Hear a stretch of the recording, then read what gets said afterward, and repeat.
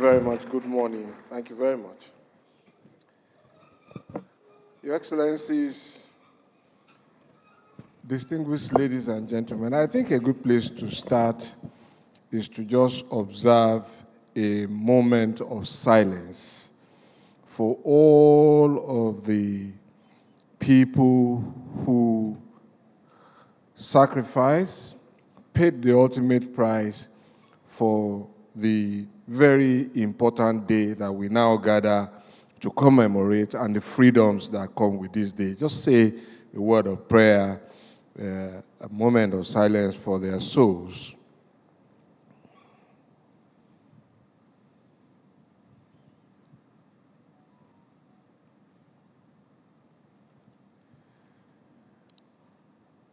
May the souls of the departed martyrs of June 12 continue to rest in peace. You know, I say this, I chose to start here because perhaps some of us in this hall were too young or were not even born to contextualize what happened before June 12, what happened after that election, and why this is such a big deal. Liberties and freedoms. They were so important. And why should June 12 even be an issue? All that we had was an election, wasn't it?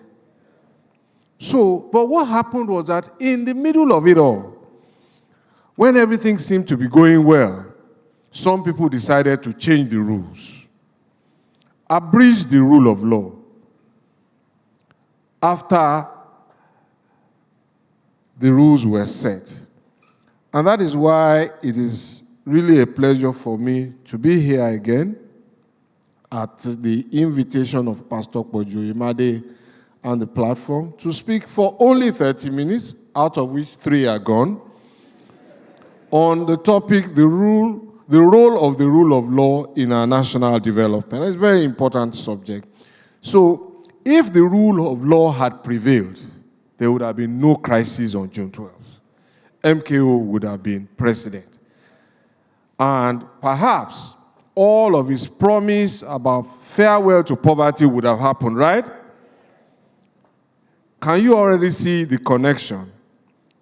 Rule of law, national development. That's my topic. So, I'm just going to adopt a simple definition which says that all people and all institutions within a political body are subject to the same laws. It simply means no one is above the law. All of us are equal, or we are to be treated equally. Even government is not above the law. That's what it means. But is this really the case? Really? Okay, so let's quickly go. So, and that's why I say, well, you say no, and that's maybe, and maybe not. I think we must accept some of the privileges that some enjoy, perhaps as a result of the work that they do. The speaker before me, Professor Jega, has alluded to the removal of the immunity clause. Well, really and truly, I have no new position on the matter, but they come with consequences. So, because of the work some people do, they are sometimes not immediately subject to the consequences of what they have done. And I want us to see the rule of law in terms of law and order. That's really the perspective that I want to share. So those privileges may confer some preferential treatment, and they may suggest that some people are more powerful than others, but I take the view that those privileges do not place them above the law. So I cite one example. There's a country whose former head of government, and I'm not going to name the country, you can find it yourself. So he committed some offenses while he was a politically exposed person lower on in his political career. He was later to rise to national leadership, and at that time they couldn't touch him. When he left office, of course, the prosecution started. He was convicted. Then the problem arose. Which prison were they going to send him to? Because they then realized that he had state secrets in his head, so they couldn't keep him with common criminals. And so they had to build him a special prison, wing of a prison, in their existing prison. Are we still equal before the law?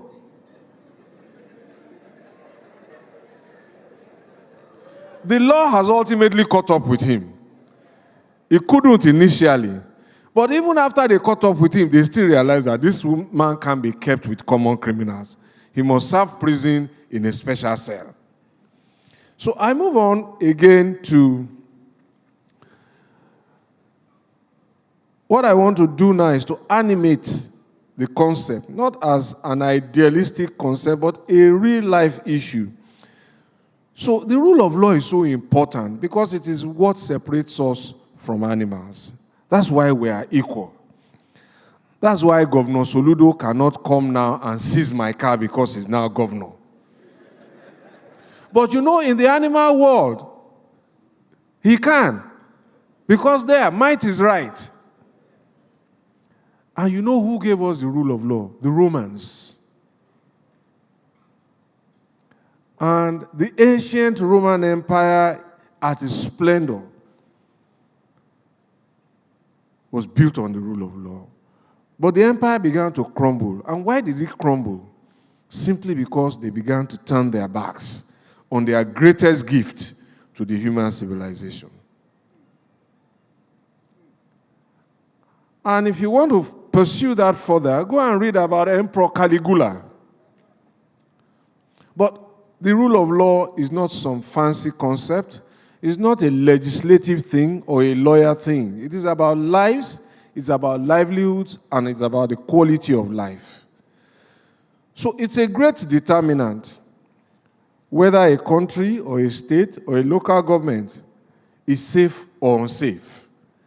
And that would determine whether it is a place to start a family, that would determine whether it is a place to work, or whether it's a place to start a business.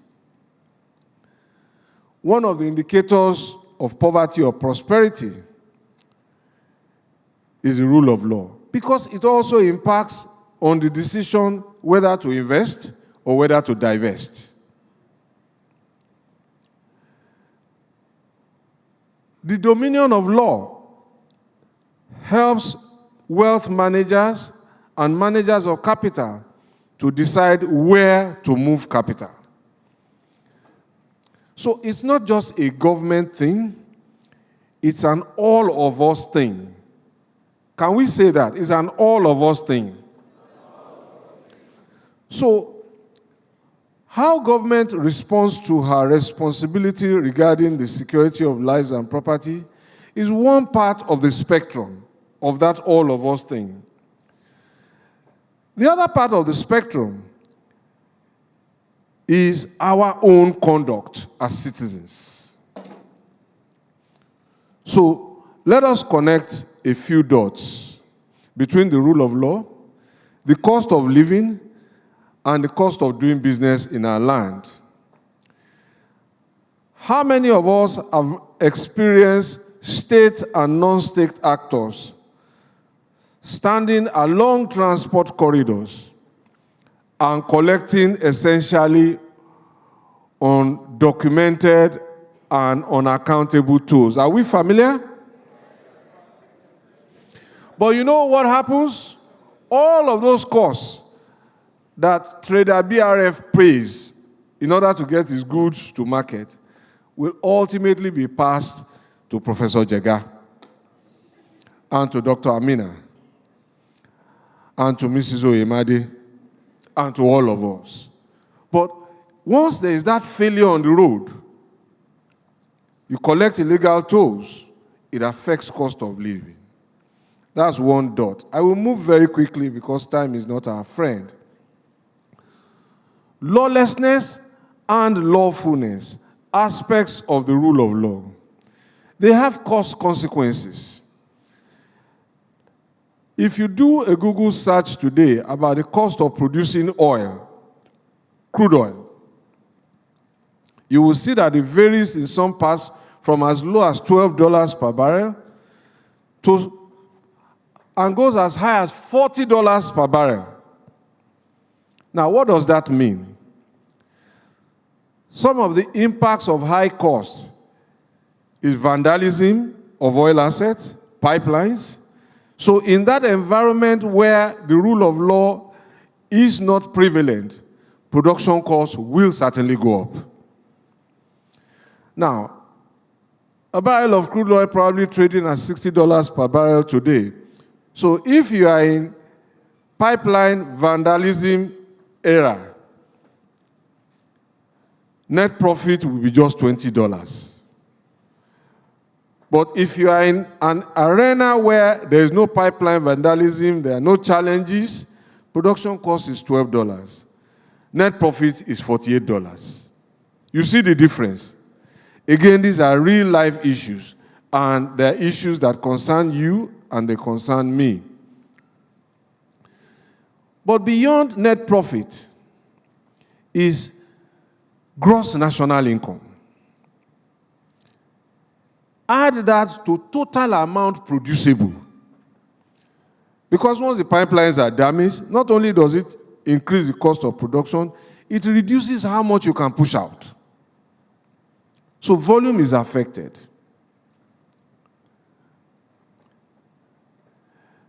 Another part of that spectrum is that where there is absence of law and order, it repels human capital. People seek safety. Our first speaker has told us about the need to bring home some of our best minds and best brains. But they will come without any invitation. The more compliant we are with our own rules, the more safe they feel, the more predictable our environment becomes. Road traffic behavior. You say ha? As a barometer for gauging the preeminence of rule of law is yet another area to think about. So, how many big men are here who are operating unregistered vehicles?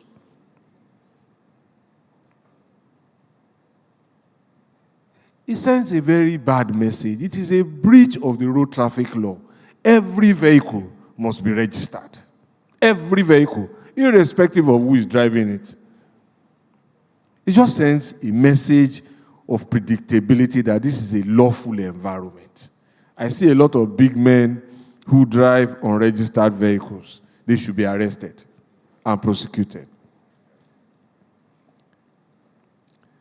Then, using the wrong vehicles, I see some vehicles now on some roads that in some other jurisdictions, you will not put animals in them.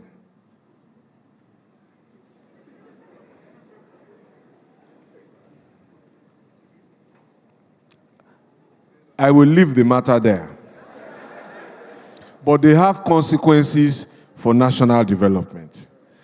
And I see us also using the wrong vehicles for doing certain things. And therefore, we crowd out the space for investment and for development. So where there should be a truck, we now put the thing on a car. You have taken somebody's business away in an unauthorized way. So these are specters of the rule of law and order that I want to share, just to connect them that they are real life things.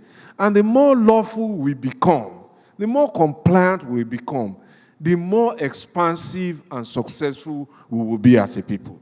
I have no doubt in my mind. Now, just one quick point on how law and order on road traffic impacts development. It costs lives. People die in avoidable and preventable road traffic accidents. So, in my previous parish, up until 2013, I had responsibility for federal roads, and we used to get these reports from FRSC about road traffic crashes. Incidentally, the FRSC was under the Office of the Secretary to Government. But what was interesting was that I noticed that from some of those reports, especially in the month of September and October of 2022, no less than 400 people were dying on our federal roads every month. That does not include the report of the ones on the state roads. Now, if you just multiply that, 4,800 lives in a year, that's too much human capacity and human capital for any nation that wants to develop to lose. It's just too much. But this is about law and order. That's a lot of manpower that is inimical to national development.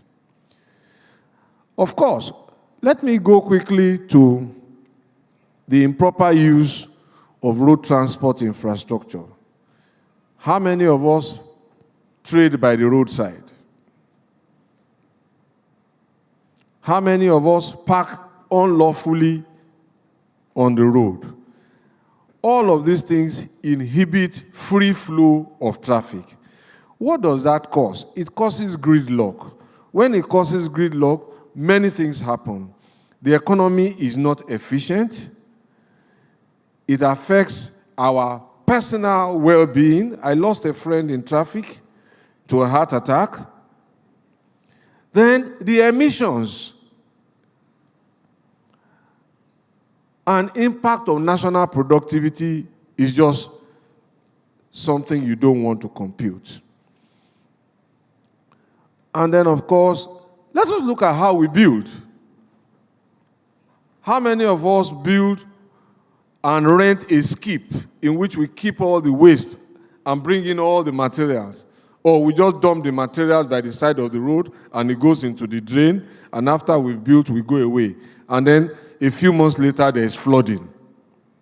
Did we contribute to it? How many of us are mining? And mining without the appropriate protocol, and the damage we are causing to the environment, and the impact on national development. How many of us are members of unions and associations, and how many strikes have we convened that should never have been convened? How many strikes did we convene without giving the appropriate notice? These are issues of rule of law. There's nothing unlawful about a strike if it is done properly. But these are real lives and livelihoods and impact of compliance with law and how they affect national development. Of course, I quickly go to justice. How much does it cost to get justice, and how long does it take? And what is the efficacy of arbitration? Is arbitration award also subject to another court overview? Once we have this kind of environment, we are telling investors, don't come. And when we tell investors, don't come, we are inhibiting national development. There are red flags. But in terms of access to justice, let me just tell you a quick story before I close. And it's a story worthy of mention. It's a case that happened in 1982.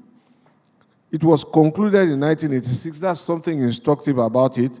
A case went from the High Court in Nigeria right through to the Supreme Court, and in 5 years it was finished. It's a case by one lady called Margaret Chinre Stitch. She sued the Attorney General of the Federation. What was it all about? She had imported a car, a used car from Germany. She was Nigerian, she'd married a German, they were coming home, so she brought in a Mercedes-Benz 280. And the rules at that time, under the Federal Ministry of Finance with their act, was that you could bring in those cars. When you bring them in, come and get an import license. She complied, brought her car in, and then she was supposed to pay duty of 33%, which was 1,445 naira. For those of you who are not born then, that was a lot of money. Fast forward, they didn't give her the import license, they delayed, and they did all sorts of things. Well, she eventually paid the 33%, and later they now issued her a new estimate and said, well, the new duty now was 500%, and she was now supposed to pay 14,500. Of course, she would have none of it. They issued her a receipt saying she had only made part payment. She went to court. She lost in the High Court. They didn't give her a vehicle, of course. She lost in the High Court, lost in the Court of Appeal. But when she got to the Supreme Court of Nigeria, they found out that the customs had sold the car to Ogun State government. Ogun State government had in turn sold the car to another third party. But the Supreme Court said, don't worry, we're going to get to the root of this. Even though it's a final court, we're going to join the Attorney General of Ogun, and we're going to join that third party. Go and bring them before us. That was in this country in 1986. So when the final buyer came, he said, well, that, things have changed. He has started selling the car as parts. Supreme Court said, okay, no problem. Chief Registrar, go and inspect the car and come and file a return before us of what you see. The Chief Registrar then was a man called Mr. Toyin Keshiro. So he came, he went and filed a report, and they saw that the car had been balkanized. But fast forward, Supreme Court gave judgment in her favor. And this is the heart of the matter. They said that if the government of her country, and this is about the government not being above the law, that if the government of her country had issued policy statements and made laws, she had a legitimate expectation in believing that they will keep their word. And that's the relevance of this case. Legitimate expectation.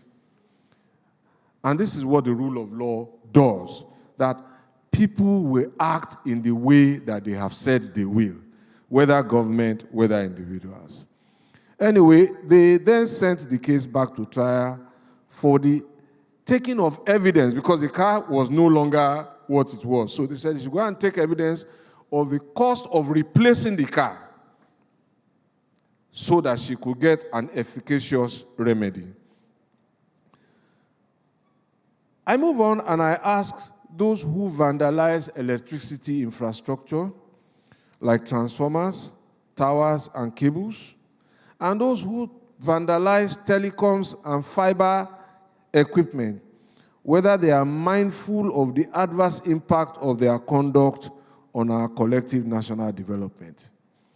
Do you know how many young people are getting on and getting by using their phones to do business, to sell their merchandise, to communicate with their customers and their clients? They are the backbone of small businesses in this economy and in every economy. So every time you go and cut fiber cable, every time you go and disconnect electricity, you are killing small businesses in this country. Just understand it. So, and I ask those who improperly dispose of their refuse, who pollute our water bodies, whether they connect these dots to the outbreak of disease, to epidemics, and to deaths, and how many people they unconsciously cost Nigeria in terms of human capital. Have we connected the rule of law to the prevalence of preventable and avoidable diseases like polio, cholera, and measles in our part of the world? Have we? And have we considered what the prospects for overcoming these diseases can be if we just react more positively to sanitation laws and sanitation regulations? clearly there is no debate. Rule of law impacts national development, without a doubt. The more of it you have, the more prosperity we see, and vice versa. Ladies and gentlemen, I am done. But after I finished writing this piece, I asked one of my colleagues, because I don't use, what's it called now? WhatsApp and all of that. I use AI for roadmaps. I use AI on my search engine, but I don't use GPT or whatever it's called. So I asked him, I said, look, ask ChatGPT to write the same speech for me. It's a 2.5-page thing. I think I can quickly read it in 4 minutes. And essentially, it agrees with all what I have said about investment, about quality of life. I won't read it. But ChatGPT then quotes me in 4 places. In 2010, in 2012, it quotes me in 2014, and then in 2015. And then it quotes Chief Awolowo. God bless his soul. So I said to my colleague, I don't remember saying these things. I said, so go and fact check these things for me. And let me see. And ChatGPT comes back and says, well, you know, I can make mistakes. I'm not above the law. Ladies and gentlemen, thank you very much.